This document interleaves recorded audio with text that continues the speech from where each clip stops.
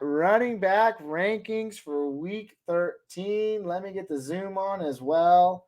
Boom, boom, boom, boom, boom, boom, boom, boom. That's way too zoomed in. Boom, boom, boom. I watch all these fancy podcasts and they got like the cool graphics and stuff. What, dude? I'm just not there yet, okay? I aspire to be, but I'm just not there yet. So you're looking at my Google Sheets doc where we look at some rankings. So let's look at them together. These are the running back rankings for week 13. Let's take a look and let me zoom out a little bit more. I know I want you guys to see them on screen, but if you're listening at home, why does it matter? And here we go. Let's look at some running backs. A lot of things don't change at the top, all right? Except for one, two, maybe three. And that starts at number 2. Nick Chubb moves up 9 spots for me this week, all the way to running back number 2. He plays Houston. It's well known that I care about matchups. I don't entirely base everything off of them, but yes, this year, this late in the season, we have enough information to know what matchups are good, what matchups are bad, even for your studs at some point, right? Even for your studs. This week, Nick Chubb takes on the Houston Texans. Absolutely atrocious in stopping the run. He's going to have himself a fine day. Let's go ahead and look at Aaron Jones. Josh Jacobs stays the same this week. I had him at 4 last week, even though he finished number 1 overall. He's also got that hamstring issue, so we're going to be on the lookout for that to see what kind of happens with him. But he still stays at the number 4 spot. Aaron Jones jumps up 14 spots for me this week. Now Aaron Rodgers has a hurt rib. Now he has a broken thumb. We saw A.J. Dillon steal some workload. He got the touchdown last week. Listen, they're beating the Bears this week. They're beating them on the ground, okay? That's how it's got to happen. Aaron Jones is due for a big game.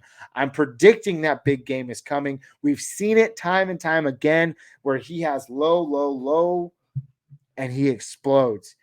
This could be that game. I'm banking on it, and my ranking's safe. So my rankings reinforce that idea. So Aaron Jones at number 5, he jumps up a lot this week. Ramondre Stevenson jumps up 4 spots. They're playing against Buffalo. I love the matchup. Middle of the pack defense in terms of stopping the run. They've also been dealing with some injuries as of late. And like it or not, the Patriots defense, I get it. They had a kind of easy matchup last week. They're looking pretty good, especially with Ramondre Stevenson. Damian Harris now ruled out, makes him even a higher flyer this week. Let's take on some more players here as we move down. Getting into the number 9 spot. I don't know why this is still cut. I don't know why. Oh, because these were guys that I liked more, but it's okay. Don't have to worry about that. Christian McCaffrey finds himself at 9. That's a faller, 3 spots. Listen, he's dealing with an issue of his own. I want to be cautious of that. Cautiously optimistic. I hope he does play, but they also go up against Miami. Pretty good in terms of stopping the run. So we want to be on the lookout for that. Travis Etienne, he's a faller for me. He says he's good to go this week after exiting last week's game. They play against the Detroit Lions. If he's healthy, I think he's an all systems go guy. I can even see him jumping players like Dalvin Cook and CMC this week in terms of performance and production. So be on the lookout for that. I'm going to stop saying be on the lookout for that. Not a lot of other change until we get to the 15 spot. Jamal Williams, give the man his credit where credit is due. Leads the league in touchdowns. Why can't he get another one against Jacksonville? Show this man some respect. I'm finally showing him some respect in my rankings. He's up 5 spots to the running back 15 this week. Then we have Joe Mixon and another high riser this week, Isaiah Pacheco. I heard an interesting take just the other day. Damian Pacheco got 8 or so carries around the goal line last week, and he was only able to convert on 1 of them. Does that change my opinion on him? No. He's still the first and second down carry. Guess what? Melvin Gordon isn't coming in this week and making an impact, even though so many people happen to be scared by him. I understand that. It's not happening this week. Isaiah Pacheco, good matchup against the Cincinnati Bengals. Running back 17 this week. I love the usage. He doesn't get the passing game. I know these are full PPR projections here, but you just got to love it. I got to love it, and I want me some Isaiah Pacheco. Dameon Pierce, my dark horse of the week. We talked about it earlier. He finds himself right outside the top 20 or right inside the top 20. That's running back 18 on the week. So even though he's my dark horse, and we touch on this all the time, I'm not saying he's going to finish running back 1 overall. I don't even have him projected as a running back 1 overall. I'm just saying that there are some people out there with some very crucial start sits, and they're thinking about benching Dameon Pierce this week. I'm telling you, he's still going to finish in that running back 2 production, and I have him ranked accordingly. And matter of fact, he didn't move much from last week as well. We do have some more movers here at 21. Jeff Wilson, tough matchup this week against the San Francisco 49ers. He's right outside the top 20 for me at 21. Devin Singletary, also another tough matchup. He falls outside the top 20 for me as well to running back number 23. Zeke moves up in my rankings this week, 5 whole spots. He goes up against Indy. I get it. Pollard looks great. Pollard looks good. Zeke also is getting his share. He's looking entirely relevant, and I like him a lot more than some of these other guys.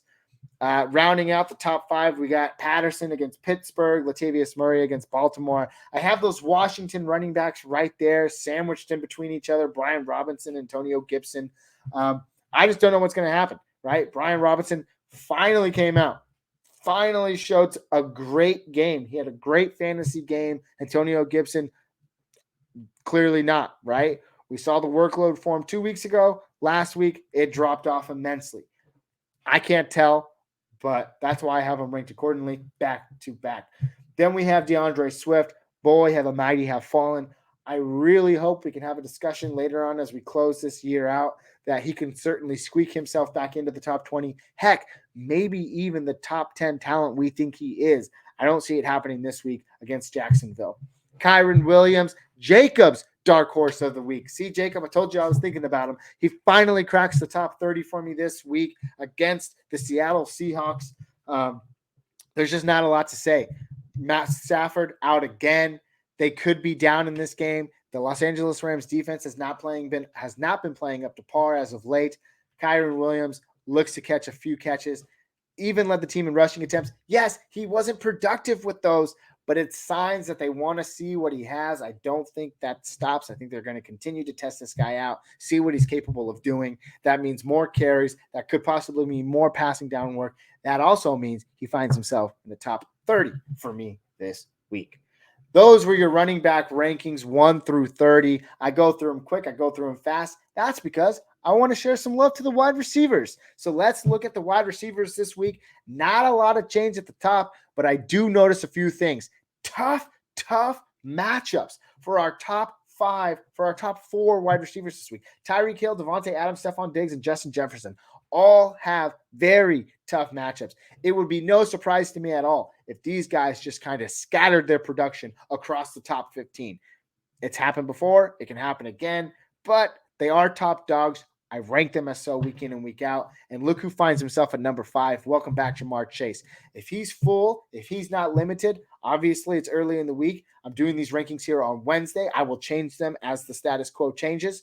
But if he's not limited, I love him in a matchup against Kansas City. I think he comes back with a flash at home with the Cincinnati crowd. He's going to have himself a big game. CeeDee Lamb, A.J. Brown, Amon-Ra St. Brown find themselves 6, 7, and 8. Then we have some changes, okay? Jalen Waddle falls 3 spots. Look, someone's going to have to suffer in that Miami defense, in that Miami offense going up against that very tough San Francisco defense, and I think that's Jalen Waddle this week.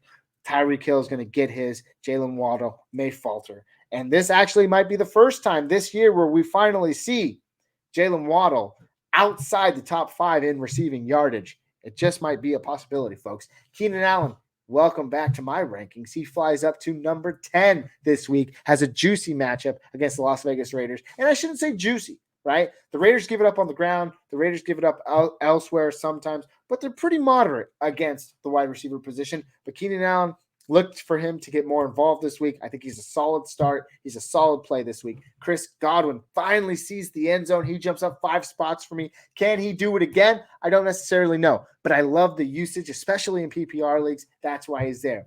Naturally, T. Higgins was going to regress if I'm projecting Jamar Chase as high as I have him. So he drops 5 spots all the way to number 12. We have Amari Cooper, DK Metcalf after that. My biggest jumper of the week on the wide receiver side of the ball, that's Garrett Wilson, wide receiver for the New York Jets. He goes up against the Minnesota Vikings this week. Nice matchup, not a great matchup, not a horrible matchup, a nice matchup. But man, the things that Mike White can do for New York Jets receivers, I love it this week. I love him this week. I can't wait to see what he does. And I hope he even cracks the top 10 this week. Juju, welcome back to my rankings. Missed a week of concussions. Last week he came out. I knew he was going to be somewhat spelled. And sure enough, he was. He didn't play a lot of snaps. He only saw 3 targets. He hauled all 3 of those targets in. It's time to ramp him up. They're playing Cincinnati. No fooling around there. You're getting Juju in there. He's going to have himself a great game. He's wide receiver 16 to me. Christian Kirk falls down 3 spots. They go up against Detroit.